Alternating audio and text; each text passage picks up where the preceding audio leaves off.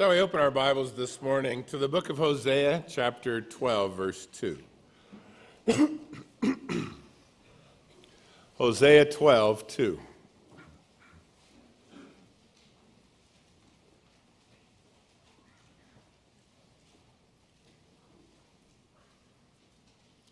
Hosea was a young man whom the Lord sent to the northern kingdom of Israel for 50 years, really warning them of what would come if they continued to worship these false gods and do it on their own. The nation had been together for almost 209 years of rebellion against the Lord before the Assyrians came in. The southern kingdom of Judah wasn't much better. They had some faithful men, and so they were able to squeeze out about another 116 years before they too faced the same judgment. Well, Hosea spent 30 years speaking to the northern kingdom before their overthrow and 20 more years afterwards to warn Judah as well. And here in chapter 12, after speaking of Ephraim in the north, the Lord speaks through Hosea to the nation of Judah.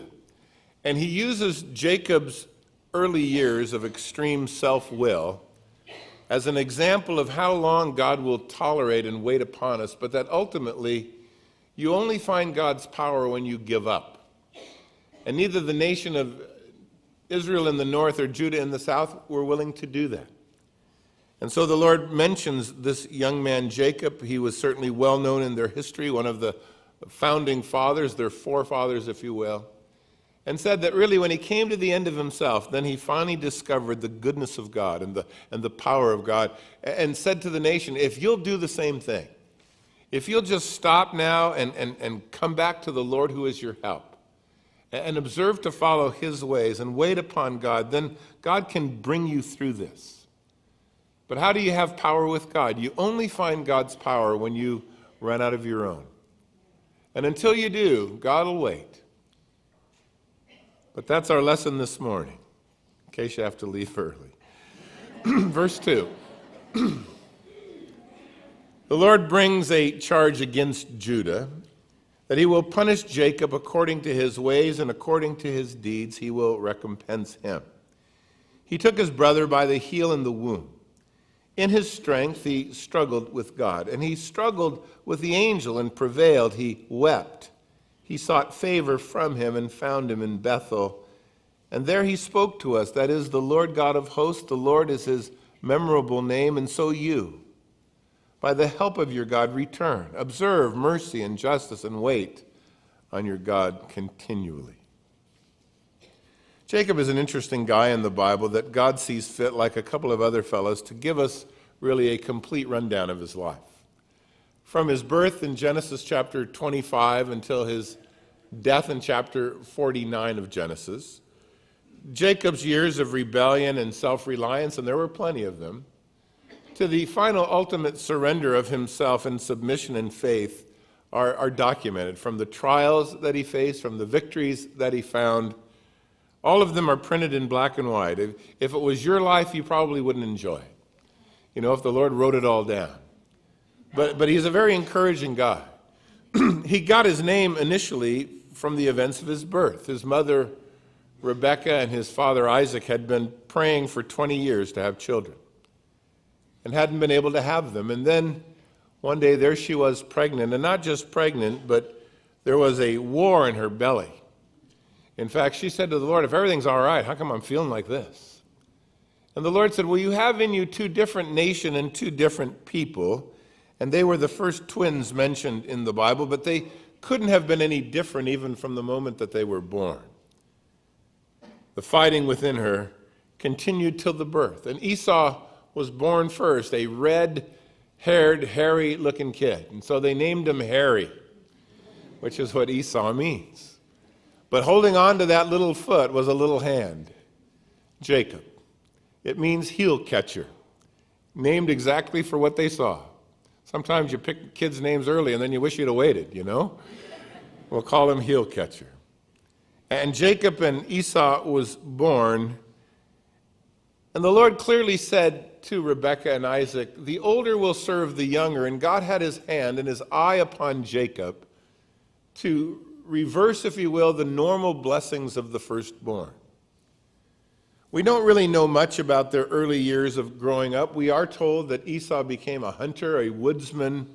He was an expert marksman. He was Isaac's pride and joy. Jacob became a gourmet cook, a mama's boy. And mom loved him. But they were so different. They couldn't have been any more so.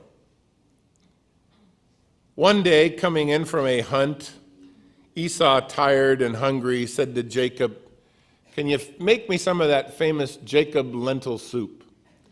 And Jacob, already the conniver that he would literally depend upon for years, said, "Well, sure, I can make you some, but it's going to cost you." "Well, what is it going to cost me?" "Well, what do you got?" "I don't have a whole lot." "Well, I'll tell you what, you have a birthright. I'd like that. If you could just sell me your birthright, I'll give you 2 bowls of soup if you want, you know. And Esau, being a very physical, non-spiritual guy, said, "Fine, take it. I don't care. Just make me some soup." And he exchanged the privileges of his birthright there in the kitchen that day. Years later, when Isaac was old and blind, and Isaac thought he was going to die, he was pretty sure he was done. He wasn't. He would live for years. He would outlive his wife. But he thought he was pretty much at the end of his rope. And so he wanted to quickly give to Esau the blessing of the firstborn before he died. He thought this was a good time, though he knew very well that God had made clear that he had chosen Jacob. But that didn't matter to the ungodly Isaac, nor his unspiritual son. And so he whispered to him or told him, "Hey, go get me some of that venison, make that good stew that you make, go on the hunt, get the best meat that you can. And hey, I'm going to bless you today with the blessings of the firstborn." And he went out with great joy. But Rebekah, listening, heard what her husband was saying and said to Jacob, "We got to trick him into giving it to you." "How can we do that? We don't look at all alike." "No, I'll put some hairy animal clothes on you and we'll rub them on stuff that Esau wears and then you go in there and change your voice, and I'll make some of that venison. I know how your dad likes it, and you just try to pass yourself off. He can't see anyway." And Jacob went in and he tried, and Esau wasn't a dumb guy. Isaac wasn't a dumb guy. He said, "Well, you smell like Esau, but you sound like Jacob." "Oh, I don't know what you're talking about. Got a cold, All right. So they pulled it off, and Dad took his son Jacob, and he blessed him with the blessings of the firstborn. And about the time he was finishing, Esau walked through the door. And boy, was he upset. An unspiritual father, an unsurrendered mother, and an unscrupulous brother, and now an unsaved son. What a mess. And he was furious. "Hey, Dad, bless me too." And his father said, "I can't really bless you like I blessed your brother. There's only one of those. And I've pretty much given it all to him. I can give you some blessings, but it's not going to measure up." And Esau was fit to be tied. He never had cared for the spiritual aspect of that, but if he could have gotten something from it, he thought, "I need that." And later on that afternoon, Esau found Jacob, and he said to him, "Look, as soon as Dad dies, so do you. You're not going to live past the day he does." And Rebekah took it seriously. His mom said, "Oh, man, your brother's mad." "I tell you what, why don't you go stay with my father for a while? It'll all blow over in a few days, a few weeks, and we'll bring you back. Everything will be fine." And she packed Jacob up, and he headed out the door that night to Haran, some 500 miles away, to go stay with his uncle, Rebekah's dad, Laban, a man that was as crooked and as deceitful as Jacob would ever hope to be. He had met his match. It was the two crooks living together. And it must have been hilarious from time to time, I'm thinking. Jacob, that first night on his way out, stopped and he met with the Lord. And the Lord appeared to him and promised life to him if he would just follow him. And Jacob, ever the conniver, said, "Look, if you'll give me all that you're promising me, I'll give you my life. Man, no big deal to me. If you bless me like that, you deserve to get whatever I have." Didn't mean it much, was going to go off and for the next 20 years do it his way. But in any event, he went off from that place of meeting with God over to Haran and Uncle Laban. Rebekah thought this would only last a few weeks. It didn't. It lasted 20 years. And by the time that Jacob comes back, Rebekah has died. Isaac's still around. So this would be the last time Jacob would see his mother. Well, he went to work for Laban that very day that he showed up, and by the time a month was over, Laban, though he wasn't a very spiritual man, realized that God was blessing him because of Jacob's presence. And it seemed like everything he touched turned to gold. And he couldn't be any happier in having this kid there to help him. And Jacob said, I'd really like one thing. And he said, what is that? He said, I'd like to marry that younger daughter of yours, Rachel. She's beautiful. And Laban said, I think we can arrange that. 7 years of labor for me, and you can have her. And he said, that's easy, no problem. I'd love that. And the dowry was set, and off to work Jacob went. And on the wedding night, the bride heavily veiled and all, Jacob in the morning wakes up and he rolls over and he doesn't get to see old beautiful Rachel, but her less beautiful sister Leah. He said, what in the world happened to me here? And he went storming out, to find his uncle. Hey, what are you doing to me, man? That's not Rachel. It's Leah. Oh, I forgot to tell you about the custom here. The oldest gets married before the youngest, so that's just the way we do it. I meant to tell you. Well, what do I got to do now? Well, you can work 7 more years, and I'll give you Rachel for your wife as well. And he said, fine. So Jacob, at 84 years old, is given Rachel. I hope that doesn't ruin the romance of the story that he was 84. But he was 84. Now, he lived to be 165, so he's only halfway home. 7 more years of labor he works through. Now he has 2 wives, and Laban the hustler couldn't really lose Jacob. He wanted to keep him because things were going so well, and God had so blessed Jacob, though Jacob could have cared less about the Lord. Jacob worked on, the seat of his pants, on his wit, on his charm, on his ability to see things through. And Laban said to Jacob after 14 years, we got to renegotiate now. I'd like you to stay. And Jacob said, well, what do you want to pay me? And he said, whatever you want. And Jacob said, I'll tell you what. Why don't you from now on just pay me every speckled and brown cattle and goat that is born to the herd? It was the least found. It was the ones that seemed to stick out. There weren't too many of them. And Laban thought, what a good deal this is. He's going to get nothing. I'm going to get him for practically zip. Deal. And they shook hands. Well, Jacob immediately went out and began to mess with the breeding process. And crossbreeding, and soon the strongest and the most productive cattle and of the goats, they were all brown and speckled. And Laban, oh man, this guy's a crook. So he went out and he changed his wages. He said, from now on, only the solid color ones are yours. Jacob said, fine, I'll be right back. He went and fixed it up again. And for 6 years, 10 times Laban changed his wages, tried to get up ahead of him and get on top. And every time, Jacob just knew what to do because you can't out-hustle a hustler, Well, eventually Laban's sons, seeing their inheritance fading fast, began to plot against Jacob and figure out a way that they could kill him and take his stuff. And Jacob heard about it. He knew that his days were running out. And one time when Laban and his boys were a couple of days away on their land tending to business, Jacob said to his wives and his children, we got to get out of here. And in the middle of the night, they packed up and they ran out of Dodge. And they got a pretty good head start on Laban, but, Laban and his boys could travel a lot faster than Jacob and all of his entourage. And so they chased him down. And every day that it took to catch him, Laban just got angrier and more frustrated. And finally, he caught him. He accused him of stealing his gods, which actually one of his wives had done.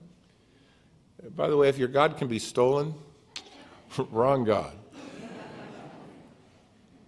And you stole away my daughters, and I didn't kiss my grandchildren goodbye, and you're such an ungrateful guy, and you've taken everything I got, and he'd had it.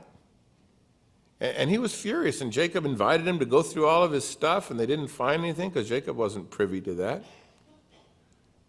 When he didn't find anything, Jacob started yelling back at Laban. Said to him, where's my trespass? Where's my sin that you've pursued me like this? You've searched through all of my household things. What have you found? Look around. Judge me. I've served you for 20 years. None of the animals miscarried while I was taking care of them. If they were hurt or torn, I didn't bring them to you. I suffered the loss, whether they were stolen by day or by night, whether I could have done anything about it or not. I took the hit and took the pain of it, and there I was. In the drought, I was consumed. In the frost at night, I didn't sleep. I've been serving you for 20 years, 14 for your 2 daughters, 7 of which I chose, 6 for, last 6 years for these flocks of yours. You've changed my wages 10 times, and unless God my father had watched over me now, you'd have sent me away empty. And Laban says, yeah, and talking about the God, your father, I tell you what, he appeared to me last night, and if he hadn't appeared to me, I'd have killed you today, but he told me not to lay a hand on you. And they were just at odds. And so Laban drew a line in the sand, piled a heap of stones on it, said, this is going to be called Mizpah. The word literally means the Lord watched between me and you. But it wasn't a nice thing to say. It literally meant, you stay on that side of the line, you're the Lord's. You cross the line coming this way, you're mine. Fair game. You have no place of retreat. Don't come this way again. And Jacob, fine. I need you for anyway, And off he turned. And having survived it, he sends a messenger to his brother Esau to say, look, these 20 years have brought me great wealth and a great family, and I'm truly blessed, and I'm coming home with many things for all of us, and I can't wait to see you, and go tell Esau. The messenger came back a few days later and says, well, it's really weird. It's like he knew you were coming. He's coming out to meet you with 400 soldiers. And they don't look real happy. And Jacob went, oh, no. 20 years earlier, the last words out of his mouth had threatened him with death. And so Jacob, constantly the guy who's got an idea, decides that the best thing he can do is to take the couple of weeks of separation and those 500 miles and start to send to his brother gifts a little at a time. A couple of goats, a few cows, some money, some things that he's gathered. Hey, this is for you. This is from Jacob, your brother. He loves you, man. And then the next day someone else would show up, and it would just go on for a week, maybe even after a week. Jacob the hustler, trying to make it all right, trying to work it out. Jacob, realizing that he probably couldn't buy himself out of the situation, prayed for the first time, at least in the Genesis account, in a long time. And he said, Lord, you told me I should go home. And you promised me years ago you'd see me through it. It's always interesting when you remember the promises of God only when you need him. But prayer aside, scheming took center stage. The daily gifts that were being sent off to a ever, moving towards you Esau and his men. He separated his family into 2 groups. If they attack the one, then the other can get away. And right before meeting with Esau, Jacob figured they'd meet the next day. Jacob went alone across the Jabbok River, and he really intended to get a good night's sleep by himself. Figured he'd need all of his wits the next day to talk his way out of what was inevitably coming. Genesis 32 tells us that Jacob was left alone, and a man came to wrestle with him until the breaking of the day. And when he saw that he did not prevail against him, he touched the socket of his hip, and it was put out of joint as he was wrestling. And he said to Jacob, let me go, the day is breaking. And Jacob said, I won't let you go unless you bless me. And the man said, what's your name? He said, Jacob. I catch heels for a living. I run my own life. And the Lord said to him, you'll no longer be called Jacob, you'll be called Israel, for you have struggled with God and with men, and you have prevailed. And he blessed him there, and Jacob called the name of the place Penuel, and said, I have met face to face with God, and I have been preserved. And then he crossed over the river, headed for his family with a very noticeable limp. No longer able to walk upright, no longer able to run. The situations of late for Jacob had him pushed into a corner. His long-term relationship with his uncle was severed completely. There was no going back. There was really no going forward. Esau, the other brother that he had angered so greatly, was now coming against him with lots of men. And the pressure upon him Tremendous. But you see, Jacob had always been able to figure it out for himself. There was never a time when he couldn't come up with a solution or work something to his own advantage, except for now. And as he got alone to start sleeping and trying to get some rest, that battle that he had had for years with the Lord kicked in again. A night of confrontation. If Jacob didn't get this right, everything that he counted dear on the next day might be lost. His family, his possessions, his children, his wives, everything was on the line. But now he was nearly 100 years old, and he was a pretty stubborn guy. And as the Lord began to deal with him, it didn't resolve itself in an hour or 2 or 5. It went on all night. So much so that the Lord at some point just said, I think I'm going to have to lean on him and bust up his hip. I'm going to have to take away from him the one thing that he's entertaining in his mind that he's pretty sure will help. He's not going to be able to run away now. And he permanently left him crippled, disabled. In the morning, the Lord said, you let me go now. It's daybreak, I'm leaving. And Jacob said, I'm not letting you go unless you bless me. It sounds pretty defiant there in Genesis. It reads a little different here in Hosea when we are told that he struggled with the angel and prevailed because he wept. And he sought favor from God. Jacob, for the first time in years, came to the end of Jacob, was willing to give up. Even though it hurt his flesh, so to speak, it left him incapable of doing the one thing he might have thought to do, running away or fighting against him. He is left with nothing more than, God, please, you be the Lord of my life. You honor my trust and my confidence in you. And this man with this self-confidence, which managed quite well, it seemed, for years, now finds himself having to surrender to the Lord. How did he prevail with God? He gave up. The Lord makes that clear. He said to him, what's your name? He'll catch you. And he said, from now on, you'll be called Israel. You'll be called governed by God. No longer running your own life. No longer running your own show. No longer in charge of your own affairs. Now you let me run things. And Jacob really had very little choice in the matter. I mean, he couldn't go back. He couldn't go forward. But however long it takes to get you to that point, Jacob didn't prevail with God by being stubborn. He didn't prevail with God by being defiant. He didn't prevail with God by resisting or having some strong mindset in his self-confidence. He prevailed with God, as we read in verse 4, because he was broken. You want God's power in your life? Give up. You really want to see what God can do? Surrender to him.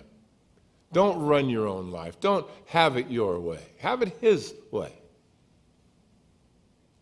And when he comes to the end of himself and the end of his resources, and he turns to the Lord for blessing, God blesses Jacob. But he only found that when he ran out of options. No longer could he rely on his wit. That was over. He couldn't manipulate the breeding here. He had no capacity to run. He could not overcome. There was no fight left in this old guy. It was a losing proposition. And what he had been doing for years would now come to an end. It was the final match. It was the cage match between Jacob and Almighty God. And guess who got pinned? Jacob did. True power with God comes by surrendering ourselves to him. It'll incapacitate your flesh, but you'll discover your life. Always so. And I can just imagine Jacob in the morning limping back to his family, who wondered what must have happened that night. He had gone away so assured and strong, and they knew very few men like him so confident. But not now. Limping, head bowed, slower. What happened, Jacob? We're calling this place Penuel. I've met face to face with God, and he's preserved me. And don't you call me Jacob anymore. It's no longer my name. What a change in his life.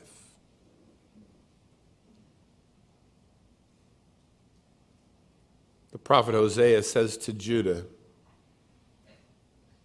he will punish Jacob according to his ways, and his deeds he will repay him. and then mentions the years of struggle and the end when he sought favor from God in tears, and he relinquished his life, and in so doing he prevailed with God. How do you win with God? You give up. I give. And God will then begin to work. So often it is our willingness to rely upon the things that we are the strongest in that finds us undermining our faith. If you're good at words, you use them for your benefit. If you have a position where you can push your way around, then that'll serve you well. If you have enough money to buy your way out, then you'll try that. So many things to stand in the way of the one thing that'll bring you God's power, surrender. And unfortunately, because God is so patient, as he had been with Judah, as he had been with the northern kingdom, as he was with Jacob, you can be very successful with that for years. It'll just, man, everything works out. I always end up on top. I always land on my own 2 feet. I've never been wealthier and happier and better adjusted. I've got it all worked out. But what you lack, what you miss, is the power of God upon your life. And those in the days of Judah were given that choice by the prophet. Unfortunately, rather than responding by faith, they learned the hard way. They'd have to go to captivity for 70 years to learn there was only one God. Jacob walks out of the valley, heads for Esau. It's a great story. You can read what happened in Genesis 33. But know this, you'll never find God's power in your life until you run out of your own. Sometimes it takes a lifetime. It took Jacob 100 years to go, I'm on empty. Really? That's pretty good gas mileage there. 100 years. But you can beat the system. You can surrender early and find the real life God has for you. Shall we pray? Father, we thank you this morning for the wonderful story of Jacob's life and how much he is like us. We want your power, but not your advice. We want your blessing, but we don't want to commit ourselves to you. We want you to be there if we need you, but stay out of our way if we don't. And we find ourselves living on the wisdom and on the strength and on the situations that we've developed for ourselves over the years, so that really we don't need faith much. We have it all worked out. These are the things that we do. This is the way that we do them. These are the things I require. These are the things I demand. And we watch Jacob go through 100 years of his life, able to survive well.